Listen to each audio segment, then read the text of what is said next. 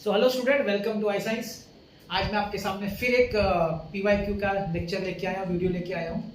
आप देखेंगे कि ये वीडियो मैंने छोटा बनाया, इसके पीछे का कारण है कि छोटा वीडियो होने से क्या होगा कि आप जब कभी कहीं फ्री बैठे हो, थोड़ी देर के लिए ट्रैवलिंग कर रहे हो, तो जस्ट गो थ्रू कर लेने का वीडियो को, तो एक तरह का आपका रिविजन हो जाएगा फिजिक्स का, है कि नहीं। तो इस बात का ध्यान रखिएगा। चलिए मैं आपके सामने आज का क्वेश्चन लेके आया हूँ आज के वीडियो का। तो ये आपका पीवाईक्यू है, क्वेश्चन है 3 point masses each of mass m are kept at the corners of an equilateral triangle। तो सबसे पहला काम मैं आपके लिए क्या करता हूं, मैं आपके लिए इक्विलैटरल ट्रायंगल बना देता हूं।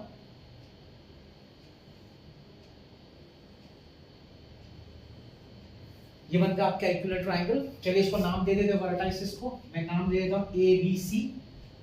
और बोला है कि 3 point masses each of mass m, मतलब इस वर्टाइसिस पे 3 मासेस हैं, 3 masses, mass m and mass m, ठीक। और साइड लेंथ l, ओके, ये सब का लेंथ है l। आगे, the system rotates about the centre of the triangle. Centre of the triangle, ये इक्विलैटरल ट्रायंगल है। आप जानते होंगे इक्विलैटरल ट्रायंगल के सेंटर को हम लोग सेंट्रॉइड बोलते हैं।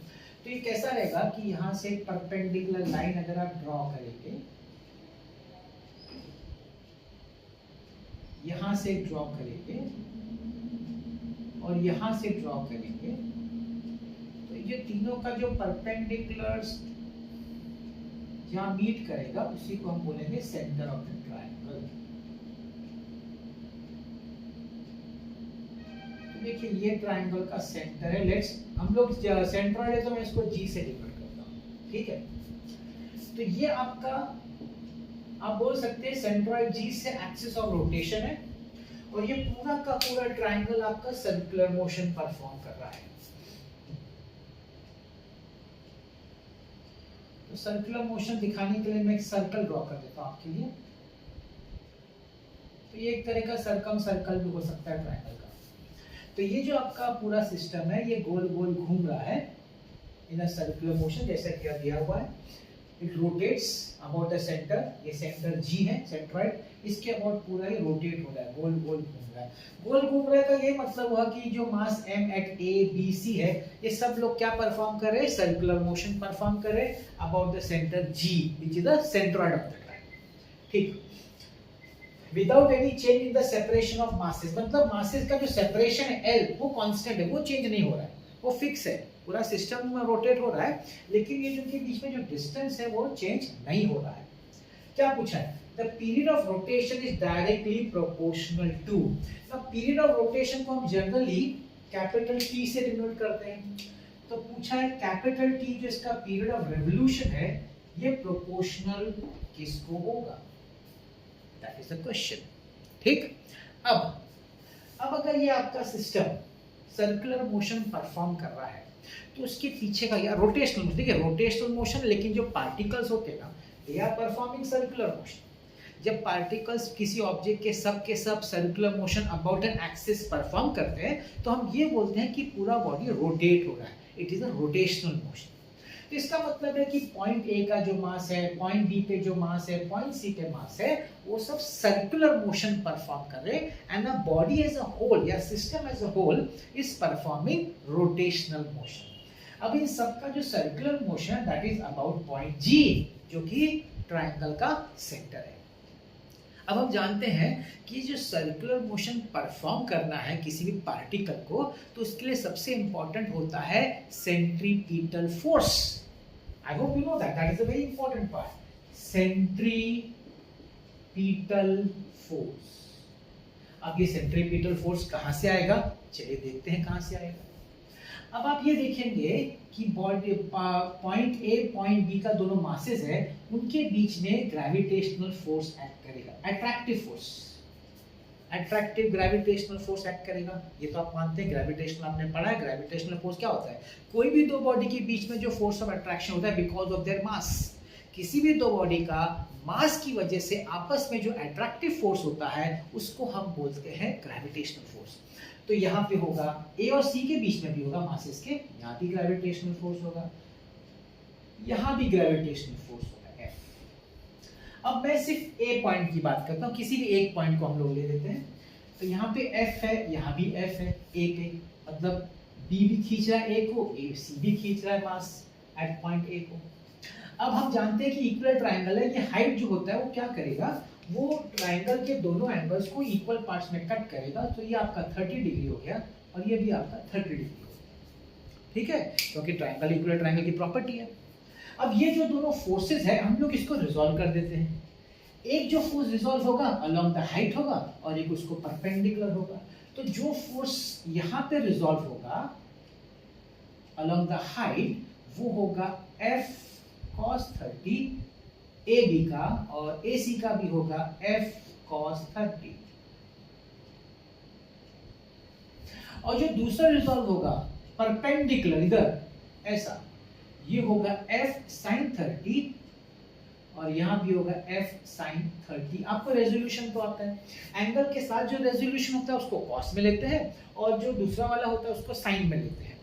तो F sin 30 देखिए हॉरिजॉन्टल है, इक्वल एंड ऑपोजिट है। तो क्या मैं बोल सकता हूँ कि एट पॉइंट ए ये जो F sin 30 एक्ट हो रहा है वो एक दूसरे को कैंसिल कर देगा। तो सिंस ये एक दूसरे को कैंसिल कर देगा तो वहां तो जीरो हो गया, हॉरिजॉन्टली कोई फोर्स एक्ट ही नहीं कर रहा है। अगर हम लोग इस तरह से देखें तो जो फोर्स एक्ट कर रहा है वो टोटल फोर्स एक्टिंग कितना हो जाएगा, F cos 30 plus F cos 30 which is equal to 2F cos 30। और ये फोर्स किधर एक्ट कर रहा है, this force is acting toward the centre. देखिए ना जी, हमारा सेंटर है, वो दोनों फोर्स सर्कल ट्राइंगल के सेंटर पे एक्ट कर रहे हैं और वही तो सेंटर है रोटेशनल मोशन का, अबाउट दैट पॉइंट ये बॉडी पूरा रोटेट हो रहा है। तो कैन आई से, क्या मैं बोल सकता हूँ कि 2F cos 30 ही मेरा सेंट्रीपिटल फोर्स है। तो that is the first thing हमको पता चला। क्या पता चला कि centripetal force is equal to 2F cos 30 degree. क्यों? क्योंकि ये जो फोर्स है that is acting toward the centre. ये जी हमारा सेंटर है इस रोटेशनल मोशन का, जी से एक्सिस ऑफ रोटेशन है और हर पार्टिकल जो मोशन में मूव कर रहा है सर्कुलर मोशन में, उन सब के लिए जी जो है सेंटर है। तो सेंटर की तरफ जो फोर्स एक्ट करेगा उसी को तो बोलेंगे सेंट्रीपिटल फोर्स। तो ये हो गया हमारा सेंट्रीपिटल फोर्स 2F cos 30 और यही रिस्पॉन्सिबल है mass m at a, mass m at b और मास m एट c के लिए सर्कुलर मोशन जो परफॉर्म हो रहा है उसके लिए यही तो रिस्पॉन्सिबल है। अब इस सेंट्रीपिटल फोर्स को कौन बैलेंस करता है सर्कुलर मोशन में, पढ़ा होगा आपने, it is centrifugal force. So I can say that therefore 2F cos 30 degree should be equal to centrifugal force which is mr omega square। वैसे तो दो तीन अलग तरीके से लिखा जा सकता है, आप mv square by r लिख सकते हैं, आप mr omega square लिख सकते हैं, आप mrv भी लिख सकते हैं। तीन तरीका है, हम लोग ने ये लिया। अब आप पूछेंगे सर आपने क्यों लिया mr omega square, आपने mv square by r क्यों नहीं लिया? अब मैं आपको बताता हूँ मैंने क्यों लिया। देखिए 2F क्या है, F is the gravitational force between two bodies of mass m। याद करिए ग्रेविटेशनल फोर्स चैप्टर ग्रेविटेशन का क्या फॉर्मूला था, G m1 m2 upon r square. ये जो basic formula Newton law of gravitation याद होगा आपको। ये दो बॉडी का जिसमें मासेस m1 m2 है, उनके बीच में अगर सेपरेशन r है तो उनके बीच में जो ग्रेविटेशनल अट्रैक्टिव फोर्स एक्ट करेगा वो ये फॉर्मूला दिया जाता है। तो उसी फॉर्मूला को अगर मैं यहाँ अप्लाई करने जाऊं जिसका मास m और m है, तो यहाँ हो जाएगा G m अपॉन, उनके बीच में डिस्टेंस l है तो l square cos 30 degree is equal to mr। अब देखिए मैंने ओमेगा क्यू यूज किया, अब मैं आपको बता रहा हूं हमने ये वाला फॉर्मूला यूज किया क्योंकि ओमेगा को हम लोग लिख सकते हैं 2 पाई बाय टी। सुना होगा आपने, omega is equal to 2 pi by T या T is equal 2 pi by omega. तो यहाँ आ जाएगा 2 pi by T the whole square. आप पूछेंगे सर इसका क्या इंपॉर्टेंस है?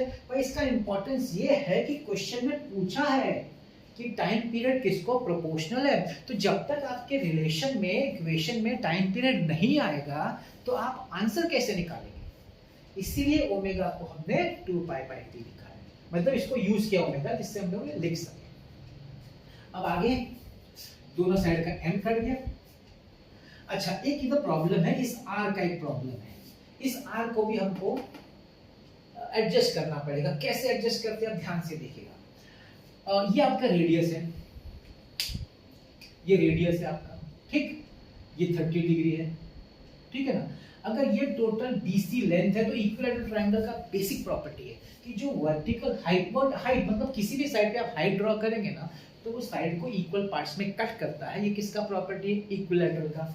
तो अगर ये टोटल BCL है तो ये उसका पार्ट जो इतना सा पार्ट होगा वो होगा L/2। अगर ये L/2 है तो 30 डिग्री का R और L/2 से क्या रिलेशन बनता है? रिलेशन बनता है cos 30 degree is equal to adjacent upon hypotenuse that is L/2 upon R।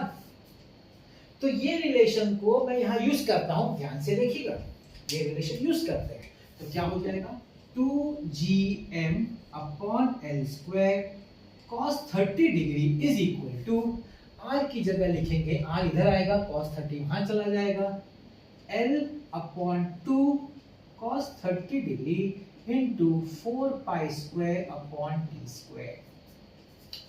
देखिए यहाँ पे क्या किया है, आप R को यहाँ लेफ्ट में लाएंगे ना, R इधर आएगा, cos 30 नीचे जाएगा, L/2 cos 30 ऐसे भी लिख सकते हैं नीचे, तो वही मैंने लिखा है R की जगह पे देखिए L/2 cos 30।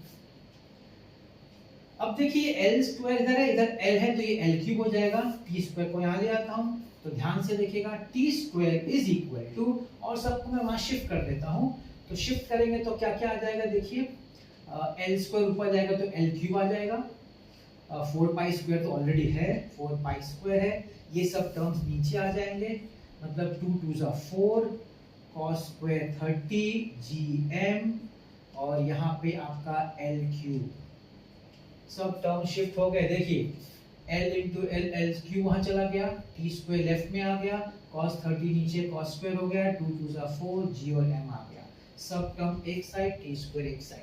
क्या हम लोग बोल सकते हैं, कैन आई से कि भाई ये तो कांस्टेंट है? देखिए आपको बोलेगा सर इसको सॉल्व करो, जरूरत नहीं है, बोलेगा सर इसको कैंसिल करो, ठीक है, करना है तो करो, नहीं करना है तो भी चलेगा, मगर मेरा क्या इंपॉर्टेंट कहना है, हमारे क्वेश्चन के हिसाब से ये पूरा पोर्शन जो है वो एक कांस्टेंट टर्म है। अगर ये कांस्टेंट टर्म है तो हम ये कंक्लूजन निकाल सकते हैं क्या कि भाई t square is proportional to L cube, क्योंकि ये कांस्टेंट है तो निकल गया, तो प्रोपोर्शनलिटी में कन्वर्ट हो गया।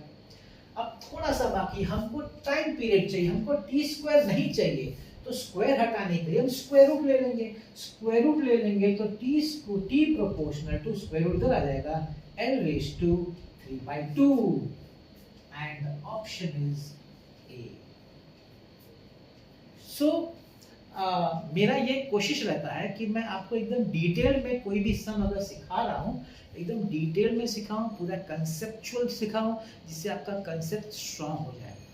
यहाँ पे हम लोग एग्जाम नहीं दे रहे हैं, यहाँ पे हम लोग सीख रहे हैं, तो जब सीखना होता है तो पूरे डिटेल में कंसेप्ट तक सीखने का, तो जब हम एग्जाम दें तो हमारा कंसेप्ट एकदम क्लियर होना चाहिए जब हम सम सॉल्व कर रहे हैं। आई होप आपको ये क्वेश्चन इंटरेस्टिंग लगा होगा और आपको आज का एक्सप्लेनेशन समझ में आएगा। नेक्स्ट वीडियो में कोई और सम के साथ में आऊँगा। Thank you so much for watching this video.